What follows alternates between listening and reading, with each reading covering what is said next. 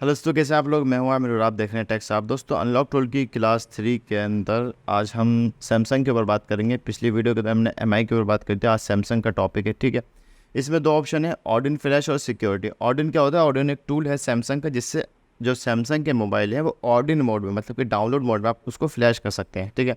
लेकिन सैमसंग के अंदर सैमसंग ने ये चीज़ दे रखी है कि आप इस मोबाइल को यहाँ से फ्लैश नहीं कर सकते। एग्जाम्पल के लिए मेरे पास कोई ना कोई सैमसंग की फ़ाइल ज़रूर होगी। एक सेकेंड। अभी कुछ दिनों पहले एक हमने सैमसंग का मोबाइल फ्लैश करा था ऑडिन से, तो ये रही 507FN, ठीक है। तो ये इसकी फ़ाइल ये आ गई। जो सैमसंग की जो फाइल होती है उसमें वो 4 फाइल होती है, AP file, CP file, home SC और BL फाइल, ठीक है। होम SC और CSC दोनों सेम फाइल होती है, वो डिपेंड करता है कंडीशन के ऊपर, ठीक है। ये 4 फाइल होती है। AP फाइल मेन फाइल होती है जिसके अंदर सिस्टम इमेज फाइल होती है, ठीक है। मैं इसका जो URL उसको कॉपी करता हूँ और अपने यहाँ पर लगाता हूँ। तो यहाँ पे देखें, इन्होंने एक चीज़ दे रखी कि अनलॉक टूल सैमसंग है, तो यहाँ पे वो फाइल नहीं आ रही है। अब वो क्यों नहीं आ रही है? अक्सर लोग इसको यूज़ नहीं करते हैं, ठीक है, क्योंकि देखो इसे फाइल ही नहीं आ रही। मैं सिलेक्ट करता हूँ, फाइल ही नहीं आएगी। तो यहाँ से आप मोबाइल को फ्लैश नहीं कर सकते हैं फिलहाल। कैसे कर सकते हैं? अगर पता हो तो मेरे को भी ज़रूर बताना, ठीक है। एंड सिक्योरिटी पे जाएंगे, यहाँ पे आपको जितने भी मॉडल होंगे वो सब मिल जाएंगे। मॉडल क्यों नहीं आ रही है? एक सेकेंड। जब टूल आपका टाइम ज़्यादा हो जाता है, एग्जांपल के लिए टूल आपका, मेरा जैसे कि PC बंद नहीं होता, मैं स्लीप मोड में चला जाता हूँ रात को, सुबह आके बस जस्ट सिस्टम ऑन करा, मेरा सिस्टम ऑन हो जाता है।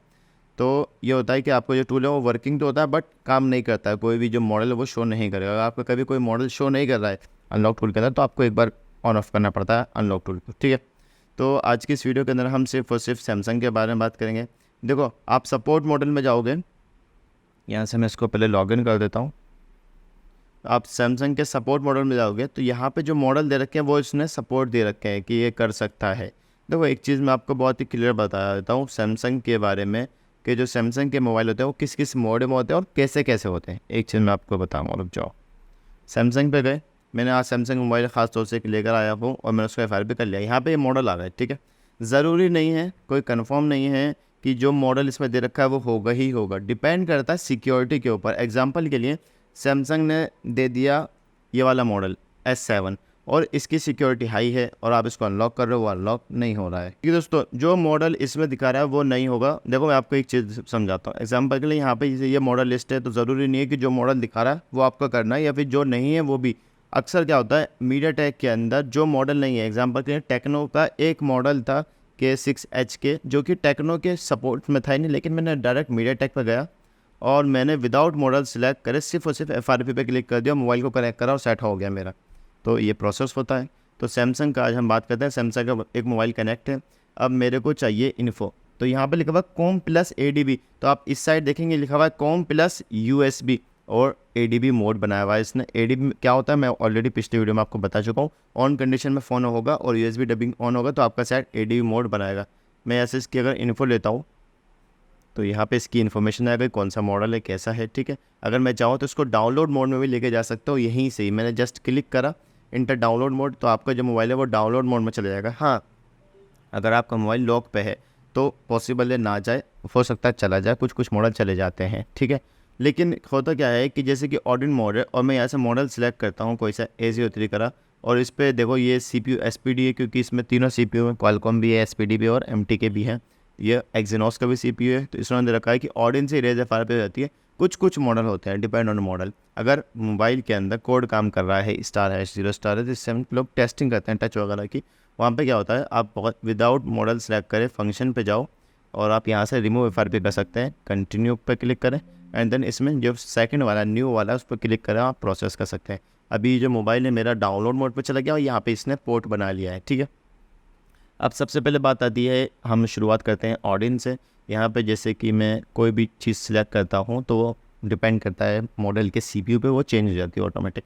तो यहाँ पर ऑडिन FRP ये प्रोसेस नहीं होता है, पहले होता था, छोटे छोटे मॉडल में भी नहीं होता है ये प्रोसेस कि आप ऑडिन से FRP करते हैं। उसकी वजह यह है कि लेटेस्ट सिक्योरिटी अपडेट आ चुका है तो नहीं काम करता है, ठीक है। Remove please call me ऑडिन mode पे टेंशन वाला काम है। सॉफ्टवेयर फिक्स क्या होता है, जब आप किसी भी सैमसंग के मोबाइल को अनलॉकिंग करते हो या फिर फ्लैशिंग करते हो, उसके वक्त अगर वो आपकी केबल हिल गई या फिर आपसे कुछ ऐसा इशू आया कि आपकी डाटा केबल हिल गई या फिर लाइट हिल गई, तो एक लोगो आ जाता है सॉफ्टवेयर का, उस पर वो स्टक हो जाता है।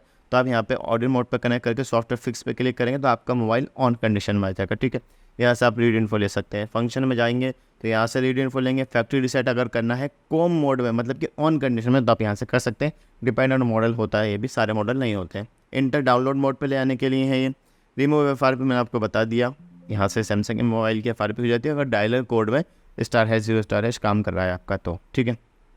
MT के ड्राइवर जो आप अगर इंस्टॉल करने हैं MTP ड्राइवर, तो आप यहाँ से इंस्टॉल कर सकते हैं। MTP FRP बाईपास नहीं होती है, ये टेंशन वाला काम है, ठीक है। ADB मोड रिमूव पासकोड नहीं होता है। अब ADB इरेजर तो ये जो दे रखा है इन्होंने, ये दे रखा होता है पुराने जो मॉडल थे, पुराने वर्जन थे, उसमें वो काम करता था, लेकिन अब काम नहीं करता है, ना ही कोई लोग इसको यूज़ करते हैं, ठीक है। इरेज इसमें आ गए हम। अगर आपका मोबाइल क्वालकॉम वाला है तो आप EDL कनेक्ट करके यहाँ से FRP कर सकते हैं। डिपेंड ऑन मॉडल है सारा गेम। जैसे ही बाइनरी चेंज होती है, सैमसंग के अंदर बाइनरी होती है, जैसे वो अपडेट होती है तो आपकी जो सिक्योरिटी वो बढ़ गई, उसके बाद आपका काम खत्म हो गया, अब आप इसके FRP नहीं कर सकते हैं। तो बस सैमसंग के अंदर अब जो काम रह गया वो सिर्फ और सिर्फ FRP का बेइंतहा काम आता है। अगर सैमसंग का सर्वर ऑन होता है ना, तो आप यकीन मानें, जैसे कि मैं आपको एक चीज़ दिखाऊँ, एंड्रॉइड मल्टी टूल के ऊपर मैं एक वीडियो लाऊंगा अभी। शार्क टूल आया था मार्केट के अंदर, इसके ऊपर भी एक वीडियो आएगी, और मैग्मा आया था, इन सबों ने सैमसंग FRP करी थी। लेकिन अभी फ़िलहाल सबका सर्वर ऑफ हो चुका है, तो जो कोड काम करता है बस वही सैमसंग FRP करता है, वरना इसके अलावा कुछ भी काम नहीं करता है।